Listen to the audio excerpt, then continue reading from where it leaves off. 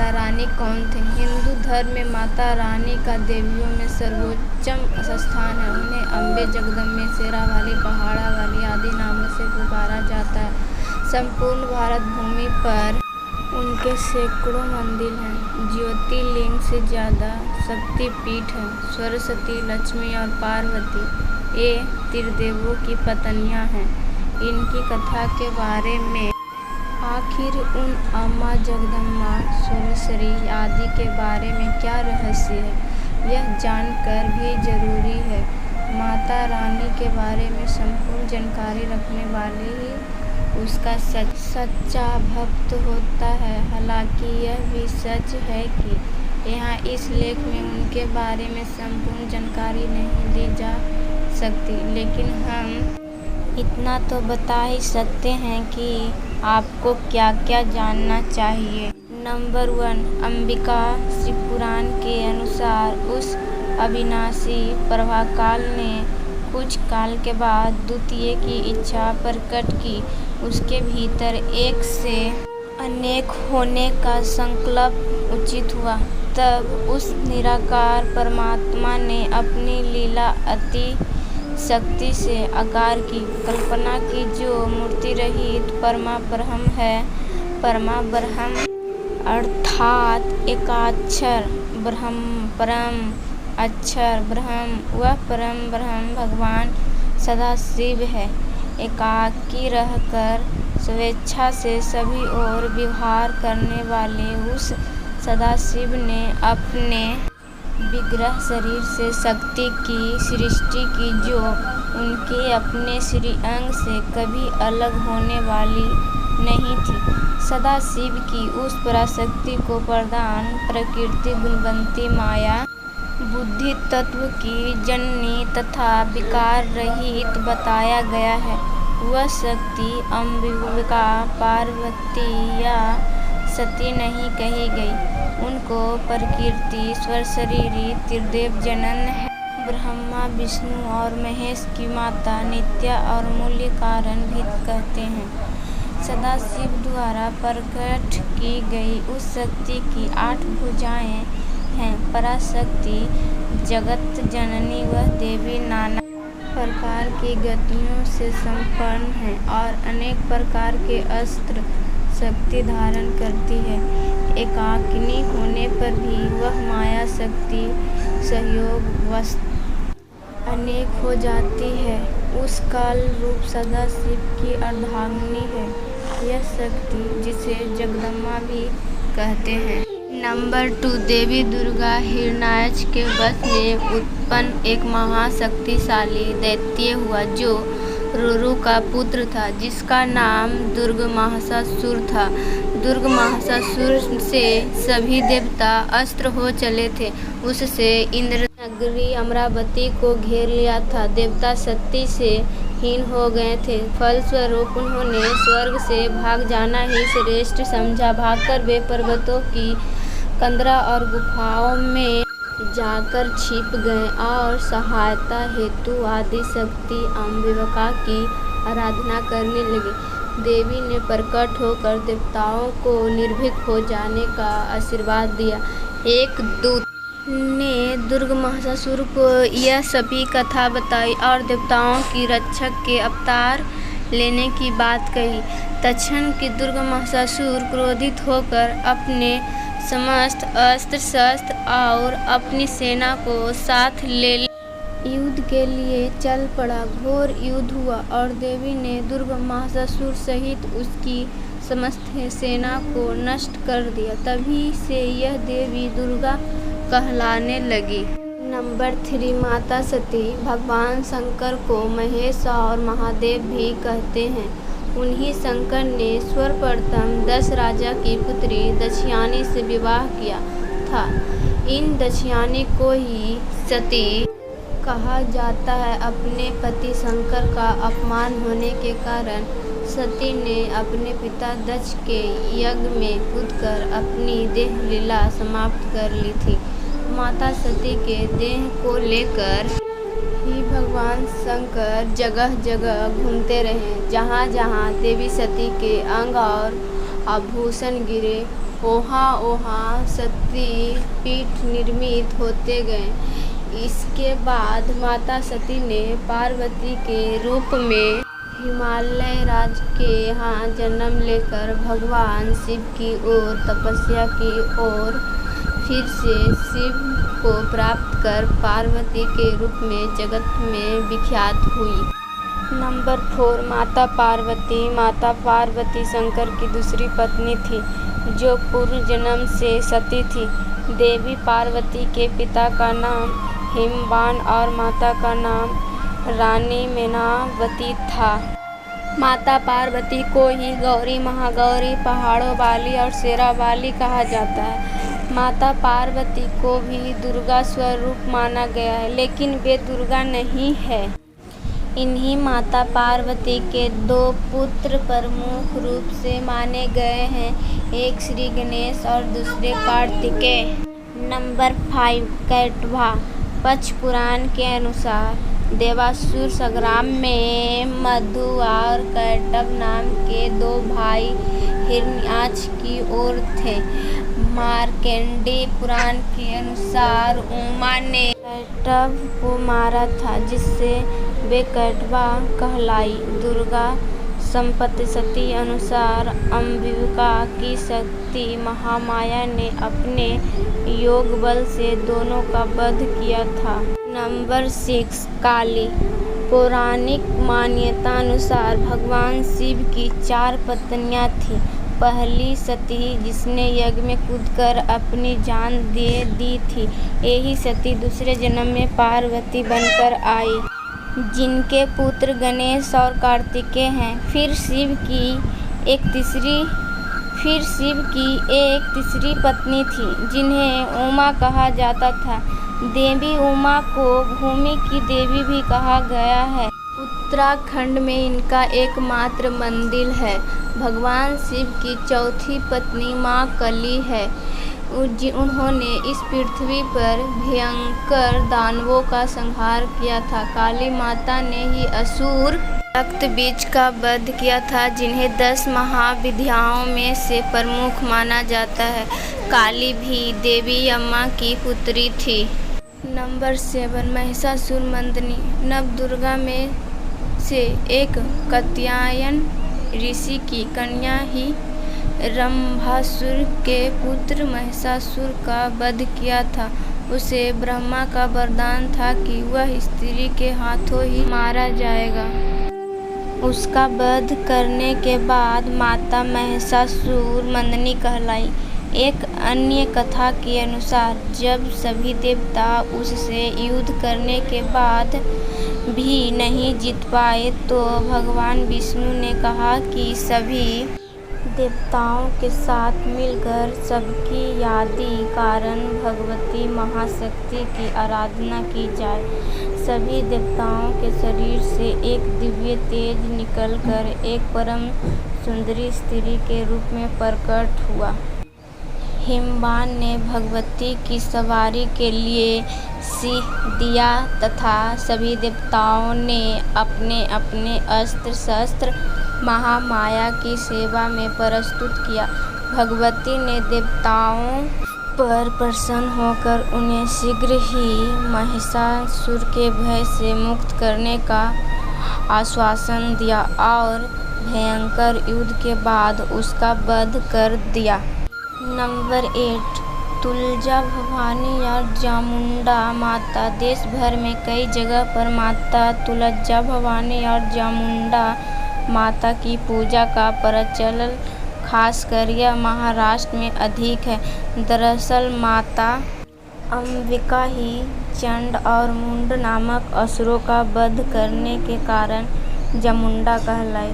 तुलजा भवानी माता को महिषासुरमर्दिनी भी कहा जाता है। महिषासुरमर्दिनी के बारे में हम ऊपर पहले ही लिख आए हैं। नंबर 9 10 महाविद्याएँ। 10 महाविद्याओं में से कुछ देवी अम्मा है, तो कुछ सती या पार्वती है, तो कुछ राजा दशरथ की अन्य पुत्री हलाओं की। सभी को माता काली से जोड़कर देखा जाता है। 10 महाविद्याओं ने नाम निम्नलिखित है। काली, तारा, छित्रमस्ता, सौष्ठी, भुवनेश्वरी, त्रिपुरेश्वरी, घुमावती, बगलामुखी, मातंगी और कमला। कहीं कहीं इनके नाम इस क्रम में मिलते हैं 1 काली, 2 तारा, 3 त्रिपुरसुंदरी, 4 भुवनेश्वरी, 5 छित्रमस्ता, 6 त्रिपुरी भैरवी, 7 धूमावती, 8 बगलामुखी, 9 मातंगी और 10 कमला।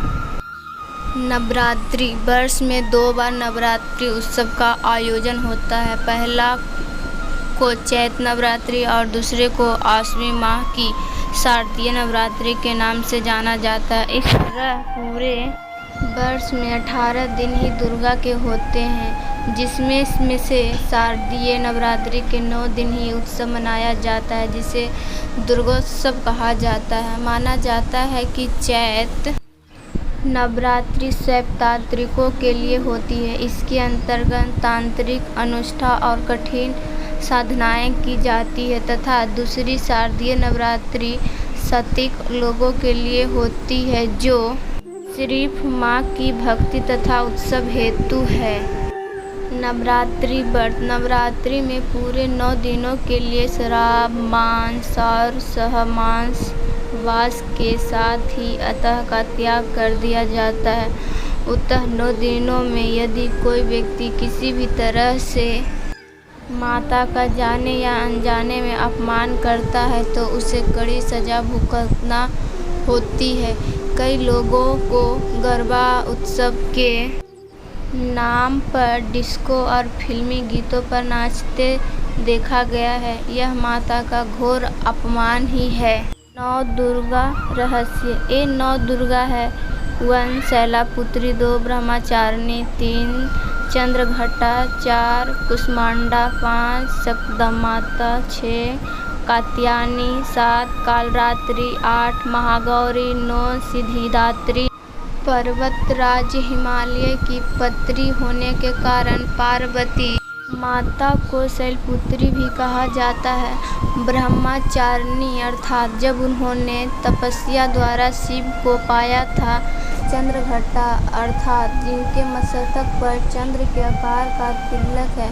ब्रह्मांडा को उत्पन्न करने की शक्ति प्राप्त करने के बाद उन्होंने कुष्मांडा कहा जाने लगा। उधर से खंड तक वे अपने भीतर ब्रह्मांड को समेट हुए, इसीलिए कुष्मांडा कहलाती है। कुछ लोगों अनुसार कुष्मांडा नाम के एक समाज द्वारा पूजित होने के कारण कुष्मांड कहलाई।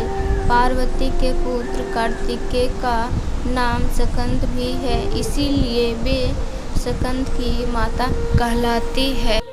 महर्षि कात्यायन की तपस्या से प्रसन्न होकर उन्होंने उनके यहाँ पुत्री रूप में जन्म लिया था, इसीलिए वे कात्यायनी भी कहलाती है। उल्लेखनीय है जिस तरह विष्णु के अवतार होते हैं उसी तरह माता के भी कात्यायन ऋषि की कन्या ने ही महिषासुर का वध किया था। उसका वध करने के बाद वे महिषासुर मर्दिनी कहलाई। कतः नामक एक व्यक्ति महर्षि थे, उनके पुत्र कात्याय हुए तथा इन्हीं कात्याय के गोत्र में प्रसिद्ध ऋषि कात्यायन उत्पन्न हुई। माँ पार्वती देवी काल अर्थात हर तरह के संकट का नाश करने वाली है, इसीलिए कालरात्रि कहलाती है। माता का वर्ण पूर्णतः गौर अर्थात गौरा है, इसीलिए वे महागौरी कहलाती है। हालांकि कुछ पुराणों अनुसार कठोर तप करने के कारण जब उनका वर्ण काला पड़ गया तब शिव ने प्रसन्न होकर इनके शरीर को गंगा जी के पवित्र जल से मलकर धोया। तब वह विद्युत प्रवाह के समान अत्यंत कांतिमान गौर हो उठा। तभी से इनका नाम महागौरी पड़ा। जो भक्त पूर्णतः उन्हीं के प्रति समर्पित रहता है उसे वे हर प्रकार की सिद्धि दे देती है, इसीलिए उन्हें सिद्धिदात्री कहा जाता है। सिंह और शेर, प्रत्येक देवी का वाहन अलग अलग है। देवी दुर्गा सिंह पर सवार है तो माता पार्वती शेर पर। पार्वती के पुत्र कार्तिकेय का नाम स्कंद भी है, इसीलिए वे स्कंद की माता कहलाती है। उन्हें सिंह पर सवार दिखाया गया है। कात्यायनी देवी को भी सिंह पर सवार दिखाया गया है। देवी कुष्मांडा शेर पर सवार है। माता चंद्रघंटा भी शेर पर सवार है। जिनकी प्रतिपद और जिनकी अष्टमी पूजा होती है, वे शैलपुत्री और महागौरी विष्णु भव पर सवारी करती है। माता कालरात्रि की सवारी गधा है तो सिद्धिदात्री कमल पर विराजमान है। एक कथा अनुसार शिव को पति रूप में पाने के लिए देवी पार्वती ने हजारों वर्ष तक तपस्या की। तपस्या से देवी सांवली हो गई। भगवान शिव ने विवाह के बाद एक दिन जब शिव पार्वती साथ में बैठे थे, तब भगवान शिव ने पार्वती से मजाक कहते हुए काली कह दिया, तो देवी पार्वती को शिव की यह बात चुभ गई और कैलाश छोड़कर वापस तपस्या करने में लीन हो गई। इस बीच एक भूखा शेर देवी को खाने की इच्छा से वहां पहुंचा, लेकिन तपस्या में लीन देवी को देखकर वह चुपचाप बैठ गया। शेर सोचने लगा कि देवी कब तपस्या से उठे और वह उन्हें अपना आहार बना ले। इस बीच कई साल बीत गए, लेकिन शेर अपनी जगह हटा रहा। इस बीच देवी पार्वती की तपस्या पूरी होने पर भगवान शिव प्रकट हुए और पार्वती गौरवन यानी गौरी होने का वरदान दिया।